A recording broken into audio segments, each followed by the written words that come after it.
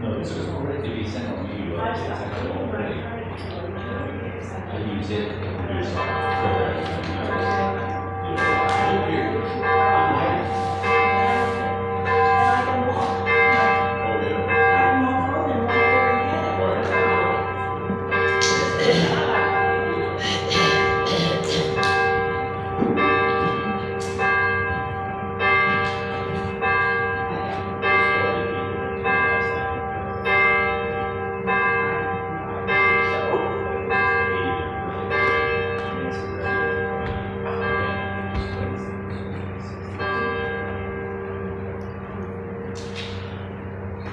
Okay, welcome to First Universalist of New Madison on this sweltering, beginning of June day, and 92 yesterday. We haven't even haven't hit summer yet, so I think next week is supposed to be a little bit better. Any announcements? Just a couple of quick ones. Unfortunately, with our UU updates, that goes out every week, previously Friday, sometimes Saturday, hopefully Friday usually. We use a program for that that's public domain, it's free. The company changed hands, and anyway, I didn't have any trouble for the last 3 weeks, or well, the last couple of weeks, but I'm not able to get into our account. And I tried every which way, so I'm going to try to resolve that this week. So if you didn't get an update, that's probably the reason why. And I'm still able to produce a program for in-house because I use a different program for that. But it's the one that goes out to about 45 people on our internet. The other thing is be marking or thinking about a potential date for our annual meeting in July that we have each July. And I know that we want to have a board meeting before that to get ready for the meeting. So I'll talk to the board members after service today. So I was thinking in terms of the July meeting, perhaps maybe July 23rd, somewhere in there. That would be the fourth Sunday in July 23rd. So we'll talk more about that. All right. Because we're flexible, it usually takes place in July. They can really take place other dates. So we can talk more about that.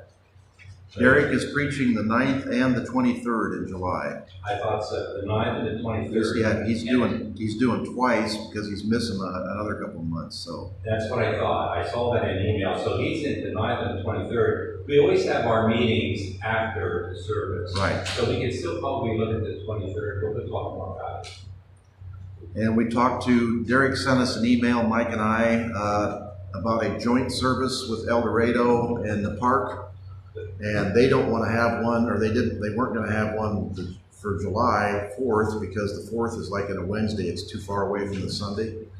But I thought we might, and I don't know what their situation is, if there's enough interest, we might have one of our services in the park here in Madison and invite them if they want to come. And if not, we'll just do it ourselves. But we're trying to do it twice a year, once with us. Before, we've always gone to their outdoor service, which I thought it was always really enjoyable, and we can get Derek to preach. And we may pick one of his Sundays that he's preaching and just have an outdoor service here and ask them to come, even though they get substitute pastors when Derek's here. They have a substitute pastor there. And I've asked for their list of substitute pastors, figuring we could use them over here too. I think I told you last week, there's one named Lee who graduated from Burlham. He's applying for UU ordination, so he knows UU. I think he's a I don't know if he's a Methodist, I don't know what he is, whatever. He works in Dayton somewhere and lives in Tip City, and I emailed him and asked him if he had available dates, and he said he would let me know, and I haven't heard anything, so I'm not sure what that means, but we're always on the lookout for new people, anybody that wants to speak on their own or has even do a travel log. You don't have to have a religious subject, you don't have to have a profound philosophical subject. Basically, the subject can be of your choice. If you want to show pictures of your cats and your dogs, I mean, we're interested in the people who are here, and we want to encourage anybody who wants to share with the rest of us to come up and spread the wealth, so to speak. And that potential date that Derek suggested for a picnic with El Dorado here in Madison would be on September 10th. Okay. It's the one, and they have set their calendars usually a few months in advance, so that's probably the date that they're looking at, although I'm sure it's not written in stone, we have some flexibility. Just give you an idea, September 10th. Okay, well, let me put that down as a tentative date. All right, any other? Flowers, I think that's a dahlia. What is that, Roberta? What's your flower? Oh, it's a Peony? peanut. Oh, it's a peony? Oh, okay. Yeah, I think it's a little early for dahlias. Nice peony, and I decided rather than buy throwaway flowers, I'm just bringing what I've got out of my porch. So this is lavender. I'm hoping to get lavender to grow right along, and lavender has really nice purple, fragrant blooms. There's none here yet, but you can use your imagination then if you want to know.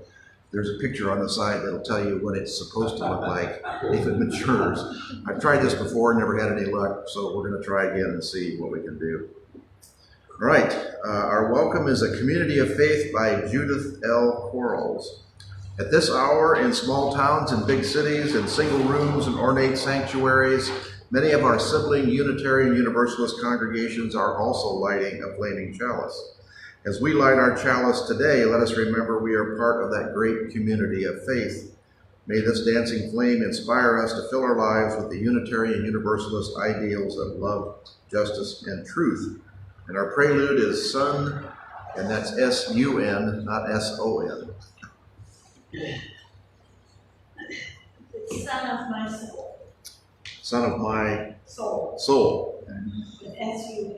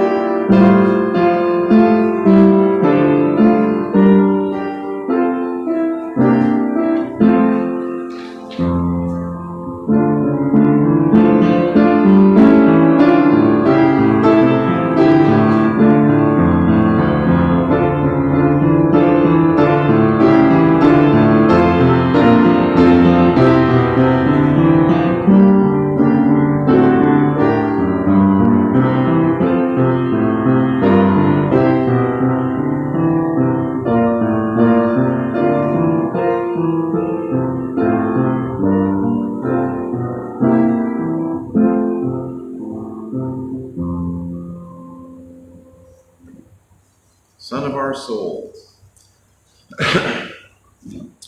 Roberta will be giving the message today a little bit of history on UU history, and for that reason, this is what we have as a UU kind of design logo here.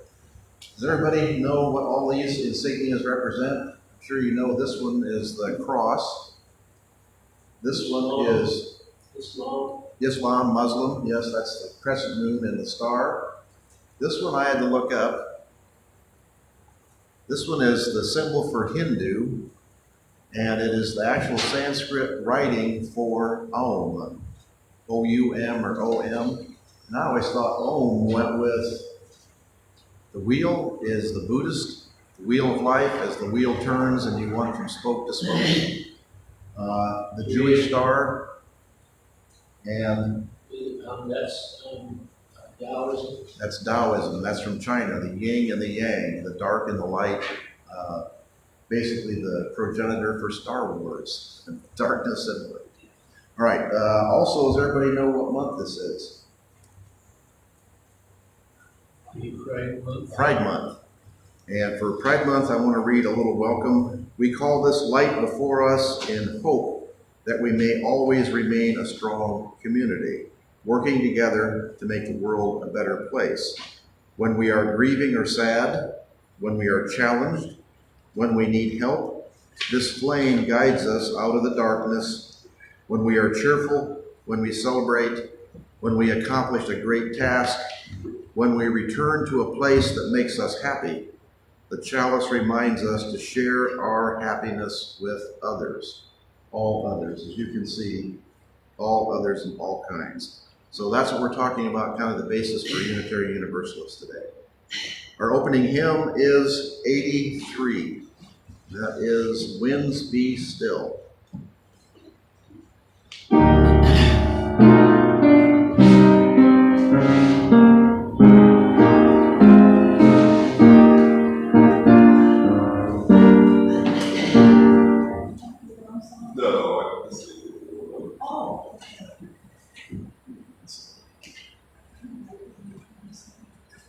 It was the right song, I think. It was the right song. It sounded right. We'll try again. Got it? Yeah, okay.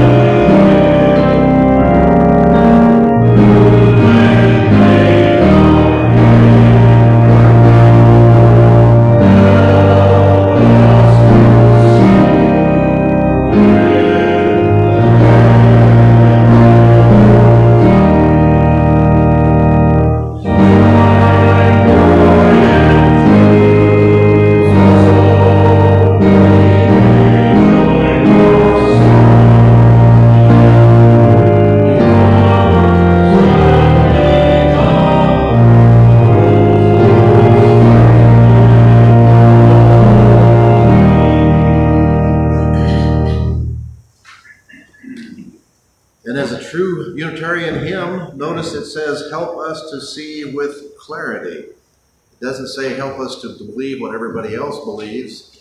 It says help us to see and discern on our own with clarity. Okay, our affirmation is an invitation to join the journey by Lynn Cox. Come, you accidental pilgrims, you who find yourself on a journey of surprise and wonder. Come, you who emerge into this place as an act of liberation. Come, you who seek a life of mindfulness and a place to test your thoughts. Come, you who bring hearts of all kinds, heavy hearts, rusty hearts, hearts broken open in revelation, hearts full of love to share. Come, you who seek courage, and you who have more courage than you realize. Come, you who stand behind the curtain, gathering up the resources to claim your truth. Come, you who have been in a bubble, and you who are poised for transformation. We begin our story again, gathering courage, love, mindfulness, and a sense of purpose. We gather as people of all ages, of different abilities, different backgrounds, and different perspectives. We share a covenant, a direction for our shared journey, and a commitment to encourage and challenge one another to spiritual growth. This path will ask much from us. Let us move forward with love. Let us move forward with appreciation for one another. Let us move forward knowing we are not alone. Whoever you are, whatever your gifts, you are welcome to join this journey. This is another little typical and long-lasting Unitarian saying: in the light of truth, in the warmth of love, we gather to seek, sustain, and to share. This is our children's story. This is like a real quick synopsis.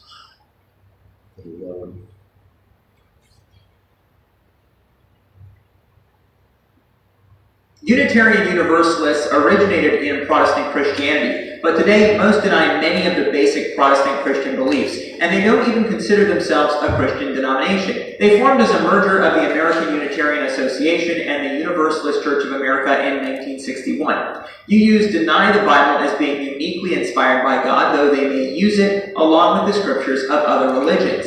They generally don't believe in literal places of heaven or hell. The UU website says, people with atheist and agnostic beliefs find a supportive community in our congregations. We are pro-science, pro-reason, and pro-evolution. We know there is no one right answer when it comes to belief, and we don't let that stop us from taking action for a better world. Some UUs are Buddhists, others are pantheists. Really, you could be anything. They also say most Unitarian Universalist Christians believe in God, but not the traditional God as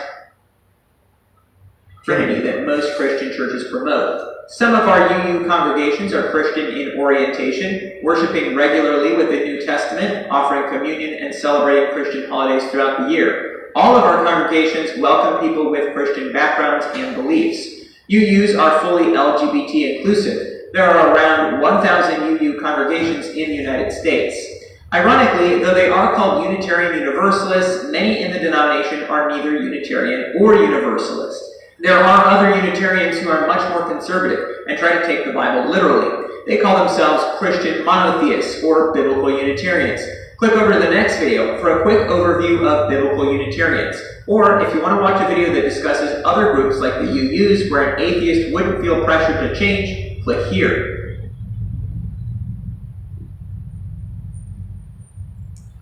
Well, that brings up an interesting point which I hadn't thought of before. Would anybody like to have a communion service? Don't everybody jump up at once. If you would, let me know. I am more than capable of conducting that. I've been through many, and I'm sure most of you have been through many communion services. This would be a brethren-oriented communion service. We would not be forced to wash somebody else's feet, but we would have bread, and actually we could have real wine. If you wanted to have real wine, we could do that. So we could be almost Catholic. So if someone, any individual or anybody as a group would like to do a communion, let me know, and we will schedule a communion service in. It is a meaningful service and can be very meaningful for people that have been through that tradition. All right, joys and concerns. We have our sunflowers here as we do every week for the memory of the Ukraine, the people of the Ukraine. Spring is here, summer is coming, the ground is firming up, and everybody is beginning their offensive. The Russians claim to have taken Bakhmut. what they took was basically a town that they had literally destroyed. There's not a building standing in the entire town. Hard to even think, once the war is over, no matter which side wins, the amount of rebuilding is going to have to go on. And the Ukrainians are now attacking Russia in Russia. There's been some explosions in Moscow itself from drones.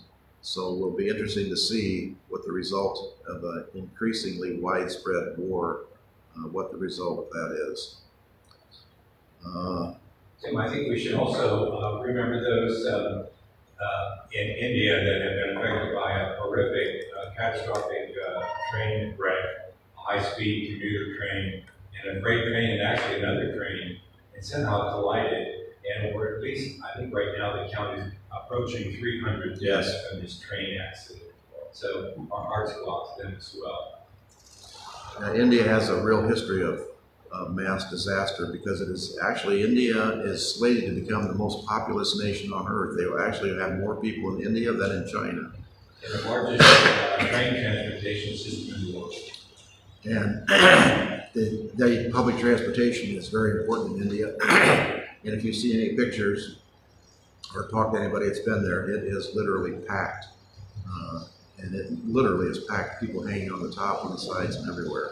So when there's a train accident, which this one, their system is still somewhat antiquated. It was started, they had the first widespread rail system in the world because the British, when the British colony was there, the British really pushed, because it is such a big country, they pushed using trains to connect the cities together. But the trouble is, a lot of their tracks, a lot of their signal system, a lot of that stuff is antiquated from years and years and years ago. And my understanding is that's what failed, is the signal failed, and the one train that was supposed to have pulled off to the siding was given the signal to go ahead, which put it up right on the track to collide with the other train. And therefore you have this mass disaster.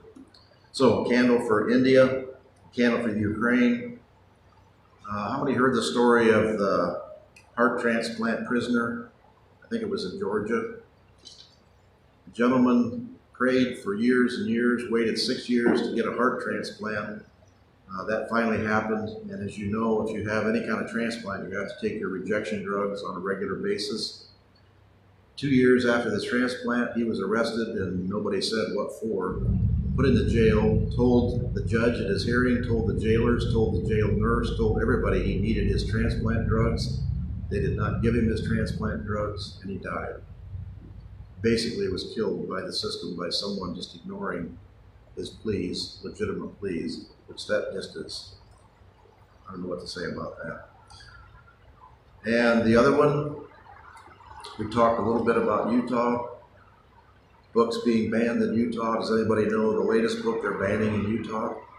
Bible. They're banning the Bible in Utah. Why are they banning the Bible? Because it has new, lascivious content that's not appropriate for young people.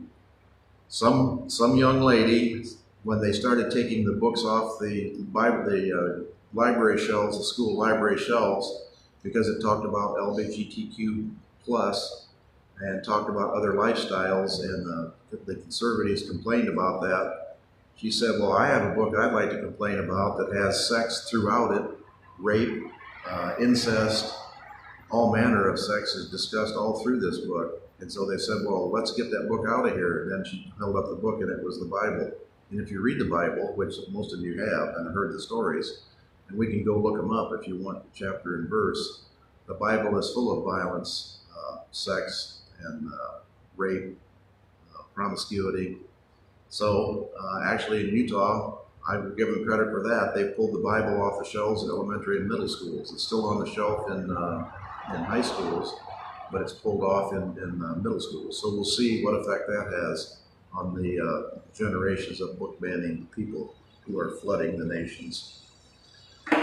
Anything else? Tim, it's also like a candle for rare democratic practice, and that is called compromise. Compromise happened this last week, something rare that is all too rare in the legislative process today, when two sides came together to avoid a debt crisis and fault, basically, begin to learn from this and actually do something that was always done in the old days, give and take. I don't like it totally, but I like it a little bit, and it's called compromise. And our thoughts and prayers with those who roundly condemned the compromise, saying that it was a complete waste, a complete failure, basically voicing the same lies they've always voiced about how we need to cut our spending to balance the budget. And as I mentioned last week, nobody says anything about increasing your earnings. All you have to do is, if your budget is short, you can cut your budget, or you can actually make more money to spend your budget. Lots of millionaires and billionaires pay no taxes. Lots of our corporations in the United States pay literally no taxes whatsoever. There's no reason for that. When rich people pay less than the janitor, they pay less taxes than the janitor that cleans the building that they work in. There's something wrong with that system. So, all right, we'll light one final candle. Oh, actually, we need to light a candle. I haven't seen Cecil. Has anybody talked to Cecil lately? She had her granddaughter, but she couldn't get 10 o'clock, so she couldn't come. We haven't seen her for like a month, so I hope she's all right. Yeah, she's doing fine. Okay, good. So, candle for Cecil anyway. Hope she's doing well, and let us know how you're doing. And one final candle for those hopes and dreams, those fears, those trepidations, those things that maybe you don't even realize in your own heart that are there. Our community is available to help if possible. All right. Our message is Roberta talking about UU history. Or UU, it's a book. What's the name of the book? A Chosen Faith. A Chosen Faith. This was by a Methodist minister. I don't know. It's a collection of UU ideas and support to educate people who are not UUs on what UU is all about. So we'll continue with that. One of those guys there, of course, Church is a very famous UU. I don't know about John Warren's, but of course, Church is a very famous UU. And Robert Fulgrim did the foreword. He's not a UU. But you don't have to be a UU to appreciate UU principles and UU beliefs.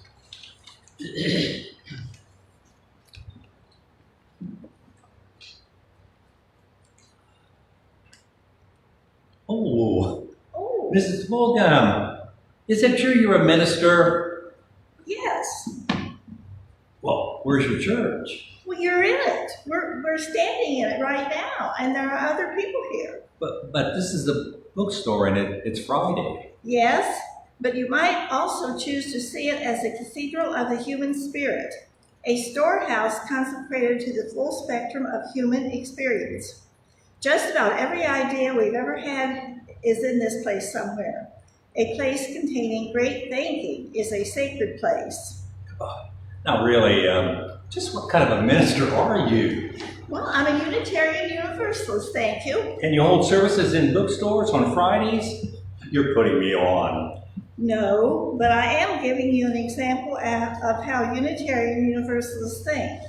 More than anything else, our religion is defined by an attitude, an open-minded point of view about everything and anything.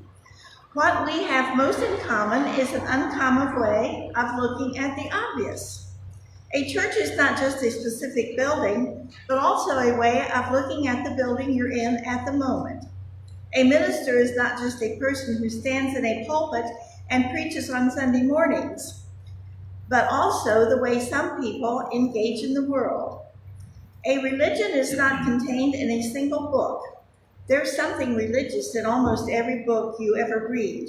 Well, okay, but I've seen a building in my neighborhood with a sign, and it says Unitarian Universalist Church on it, and there's a lot of cars parked around, and it's on a Sunday morning. Looks like a regular church to me. Of course, we come together in community and do many things any religious community does. And Sunday mornings are a culturally convenient time to meet. But we also come together during the rest of the week. Well, now, to do what? To share ideas, discuss political action, work on projects of benefit to the larger community in which we live, and hear speakers on a broad range of topics. We enjoy and need the companionship of like-minded people. Mrs. Fulgham, I've read all your books, and is what you write a sample of what really Unitarian Universalists believe? Well, yes and no. I would expect and hope that most Unitarian Universalists would not agree with everything I think and say. You mean there's no party line? There's no, if you will, dogma? Yes and no. We agree that individuals must work out their own religious conclusions. We agree that we will disagree on those conclusions.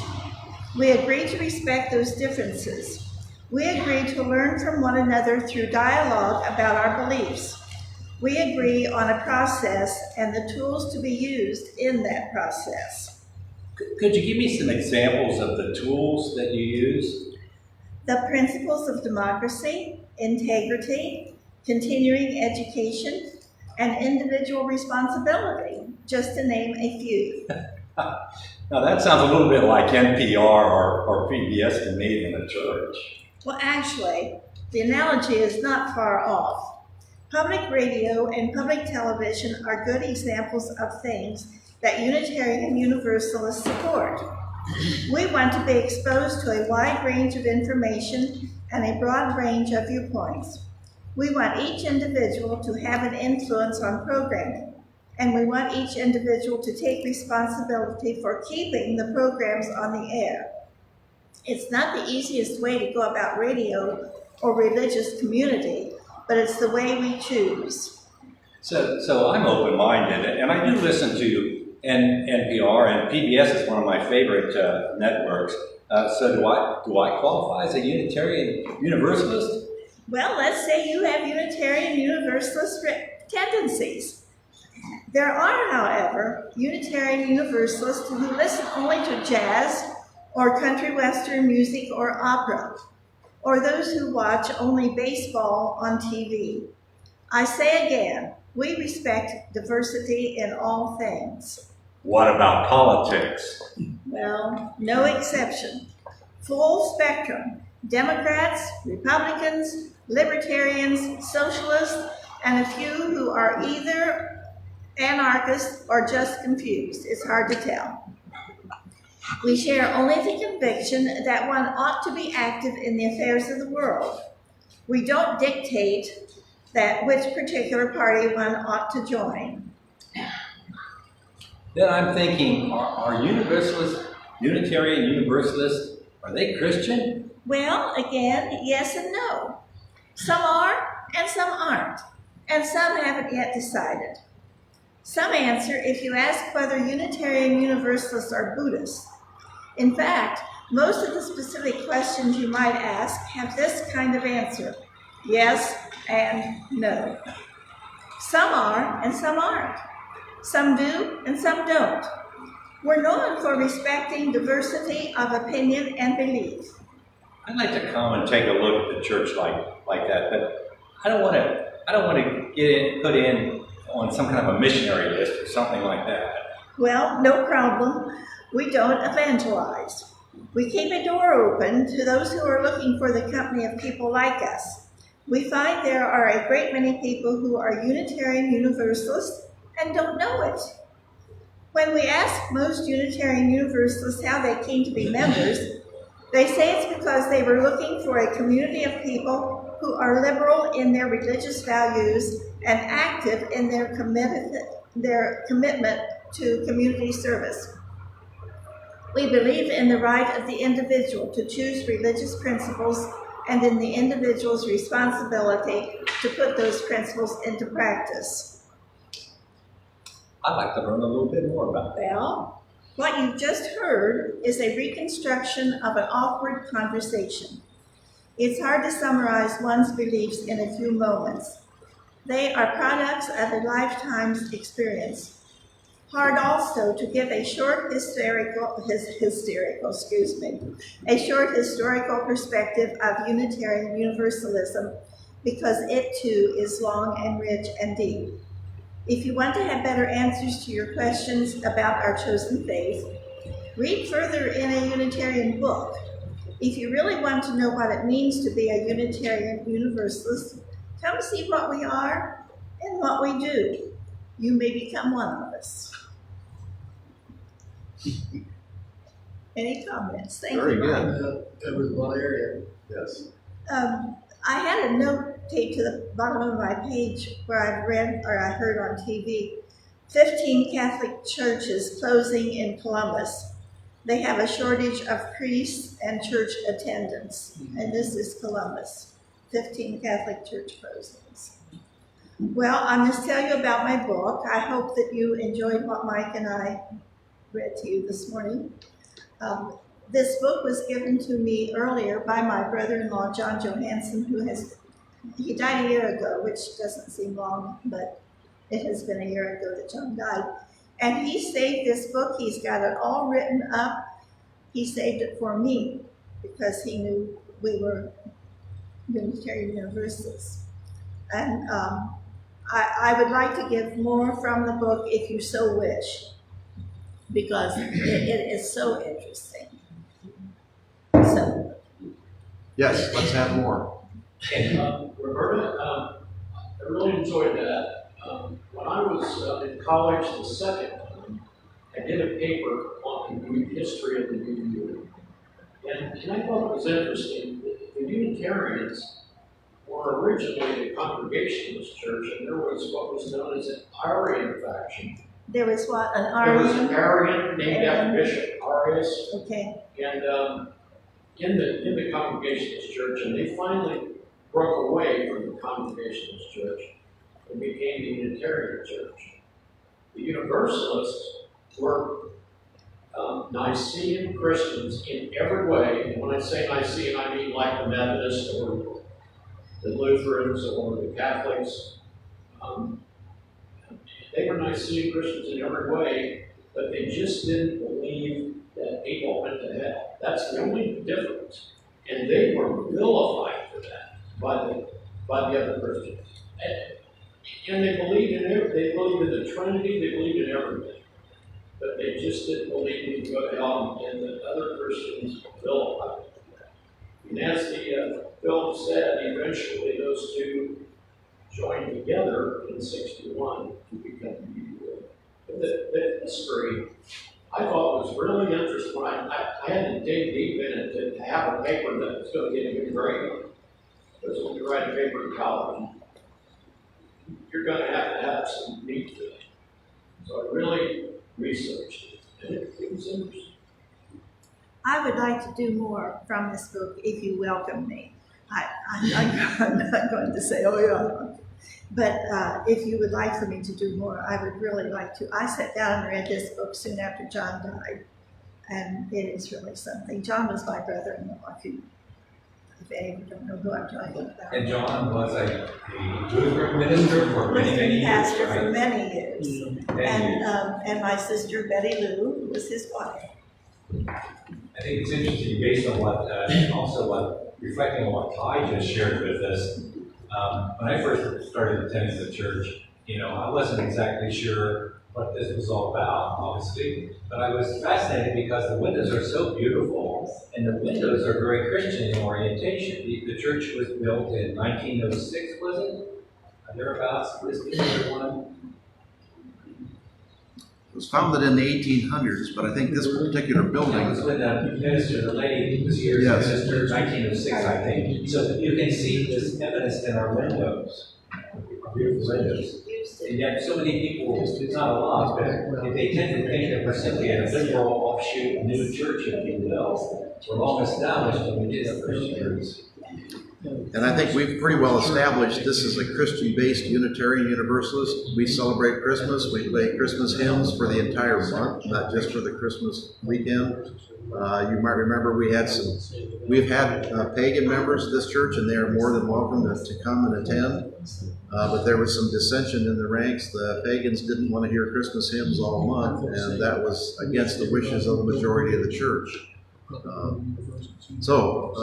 you're a Christian and looking for a Christian home, this is a Christian-based Unitarian Universalist church, but you do not have to be a Christian to attend here.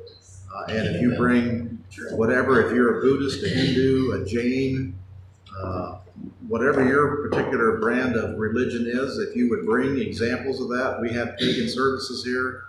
We had whatever the seance or whatever was in a circle in one evening.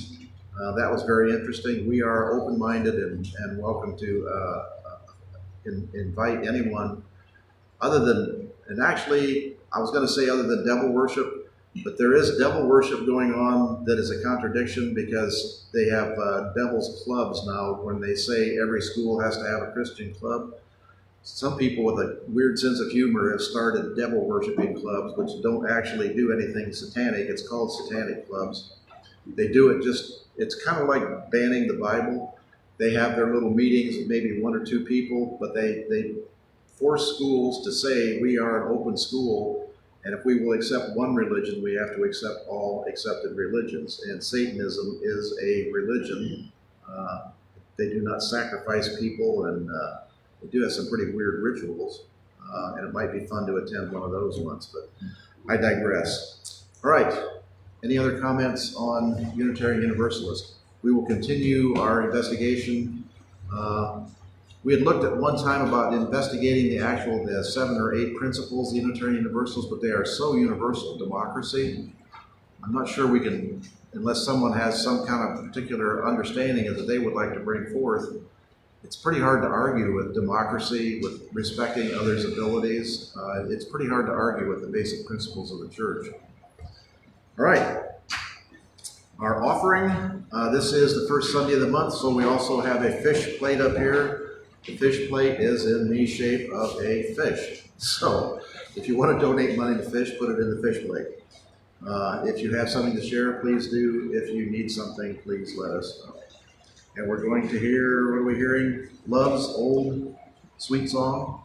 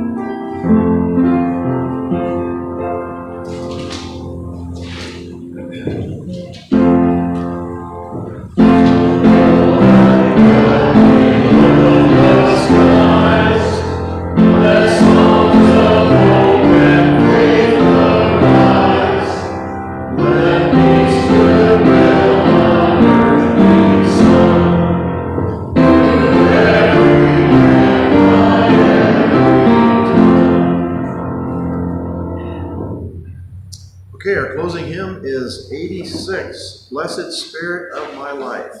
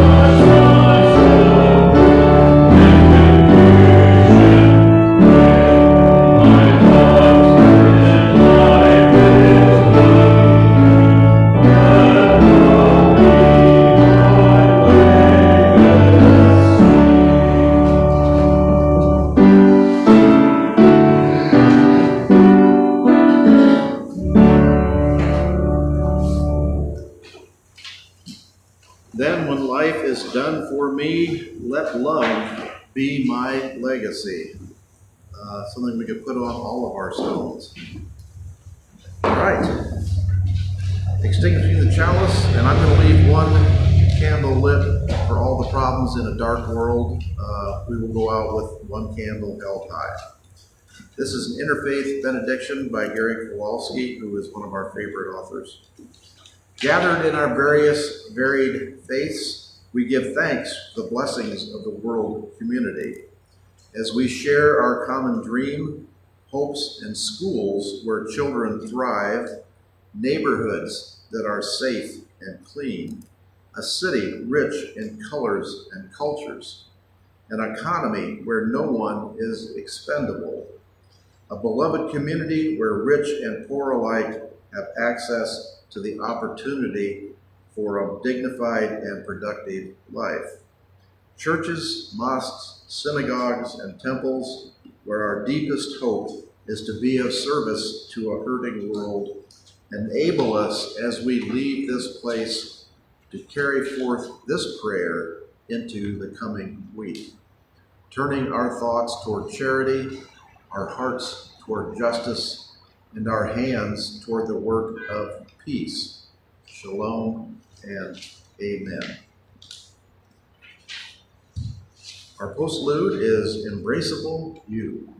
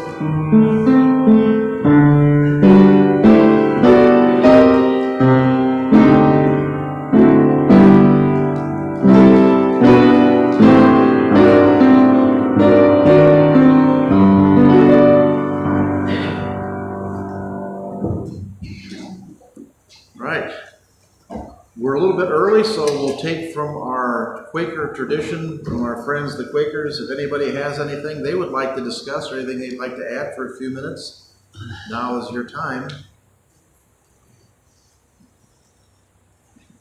And if not, once again, I do not have the new refrigerator here yet, so I had to stop and I forgot once again to bring the donuts that I buy and keep in my freezer up at the cottage. That's the opposite direction from my house, so if I forget to bring them on Saturday, I don't have them because I'm not driving clear up there on Sunday morning and then bringing them back. So I stopped at the Shop and Stop, and there's another Little Debbie Donuts, which I'm sure some of you really like, and I hate them. So I'm going to work really hard to get that refrigerator in here next week, or at least a freezer, so we have our own day-old donuts. All right, have a good week. Take care of yourselves. Let us know if you need anything. Between the years? Oh yes, between the years. As we were talking about Utah, this is Slot Canyon in Utah. Utah has good things as well as bad things. So let's concentrate on the good as good Unitarian Universalists.